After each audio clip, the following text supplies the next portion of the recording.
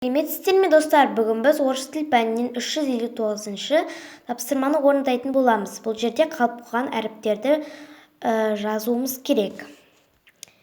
Бізде біріншісі с великим поэтом, яғни имен мы жазылады біріншісінде. Одан кейін казахской литературе о мен и жазылады. И. Үшіншісі со старшим сыном. Старшим дегенде имен мы жазылады.